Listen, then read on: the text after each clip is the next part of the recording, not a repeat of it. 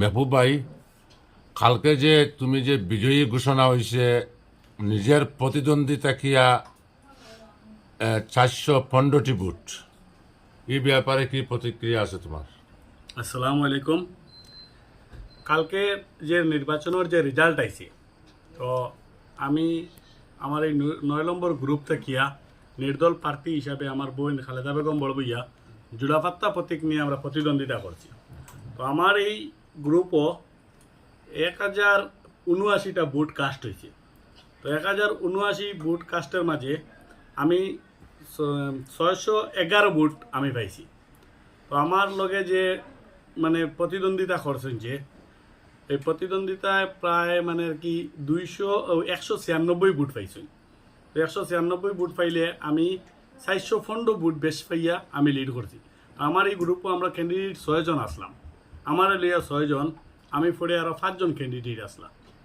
তো আমার এই যে কালকের যে জনমত যেটা যে বা আমি যে বুটগুলো পাইছি, যে লিড যে 415 বুটে করছি, টোটাল 611 বুট পাইছি।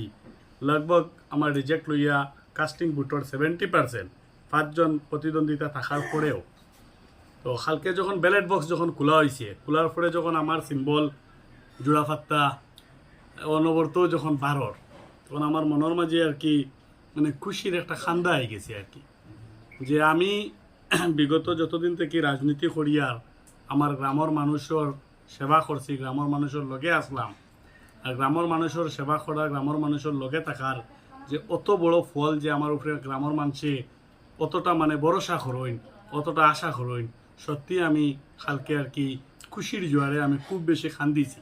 আচ্ছা, আগে যে তোমার যেটা প্রতিশ্রুতি ছিল, জনসাধারণকে ইলেকশনের আগে যে প্রতিশ্রুতি দিয়েছিলেন, এই ব্যাপারে কি বলবেন? আমি মানে এই যে নির্বাচন, যদিও এটা গ্রুপের নির্বাচন, এখনকার পঞ্চায়েত মানে ত্রিস্তরীয় পঞ্চায়েত নির্বাচনের কারণে আমি গ্রুপ থেকে নমিনেশন দিছি, গ্রুপ ইলেকশন খেলাইছি। আর আমার যেটা প্রতিশ্রুতি, যেটা যে এই প্রতিশ্রুতিগুলো আমার মিনিমাম প্রতিশ্রুতি, যেটা আমার গ্রামের খুব প্রয়োজন। এর থেকে আরও অনেক প্রয়োজন আছে আমার গ্রামও। এই মিনিমাম প্রতিশ্রুতি যেটা আমার আছে, এটা তো আমি কমপ্লিট করমু। এর চেয়ে বেশি আরও বহুত কিছু করমু আমার মনে ইচ্ছা আছে। আপনার গ্রুপের যে এত ভোটার আপনাকে উজাড় করে ভোট দিয়েছেন, আগে কি সামাজিক কাজে যুক্ত ছিলেন কিনা?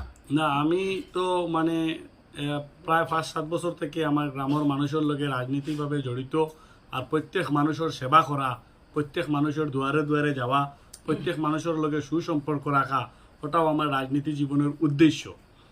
আর অত মানুষে যে আমার ভোট দিছেন, অত মানুষে যে আমার সমর্থন করছেন, কালকে থেকে আমার মনের মধ্যে আলাদা একটা মানে আর কি চিন্তা হামাইছে, যে আজকে আমার গ্রামের মানুষে 5 বছর লাগি আমার একজন সেবক হিসাবে চুনিছেন। আর 5 বছর আমার দিন রাইতের 24 ঘন্টা তারার সেবা করা আমার মূল উদ্দেশ্য। আমি তারার সেবা করমু। জনসাধারণের উদ্দেশ্যে কি বলবেন? উজাড় করে ভোট দিয়েছেন আপনার গ্রুপের ভোটার। আপনি যেহেতু যুব নেতা, আপনার কোনো স্বপ্ন আসেনি আগামীতে? না, আমার এলা কোনো স্বপ্ন নাই। আমার এই যে আজকে এই 5 বছর লাগি যে আমার গ্রামের মানুষে যে আমার যে দায়িত্ব দিছেন, আমার সেবক হিসাবে চুনিছেন তারা, তো আমি তারার সেবা করতাম। এই দায়িত্বটারে আমি সম্পূর্ণরূপে পালন করতাম। পালনের মধ্যে যাতে আমার তরফ থেকে কোনো কমি না হয়, ত্রুটি না হয়। 5 বছর পরে আমি আমার গ্রামের মানুষের যখন আমার কার্যকাল শেষ হইব, তারারে ডাকিয়া আমার ত্রুটি যদি থাকে তো তারার কাছে মাফ চাইমু। আর তারা যদি ডিসিশন লইন আগামী দিনে যদি আমার কিছু করতে লাগে, তো আমি করবো। আমি অন্য রাজনেতার মতো নাই।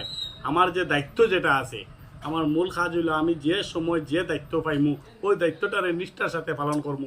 খালকে কিতা হইব এটা আমি চিন্তা করি না। খালকের মাত খালকে দেখা যাইব। আজকে আমি দায়িত্ব পালন করতাম, এটা আমার মূল উদ্দেশ্য। আপনি কিন্তু জনগণের রায়ের উপরে নির্ভরশীল। জনগণের রায়ের উপরে নির্ভরশীল আর জনগণের কাজ করতাম। আমি মানে জনগণের কাছে আমি দোয়া চাইয়ার যে আমি একজন ব্যর্থ রাজনেতা যাতে না হই, জনগণের সেবক হিসাবে রইতে পারি, এটাই আমার স্বপ্ন। তো আমি আমার মানে সৎ ভোটার, আমার সমর্থক, বাইরের থেকে যারা আমার সমর্থন করছেন, সবাইকে আমার এই নির্বাচনী অভিনন্দন অন্তরের অন্তঃস্থল থেকে ধন্যবাদ জানাই। আসসালামু আলাইকুম, নমস্কার।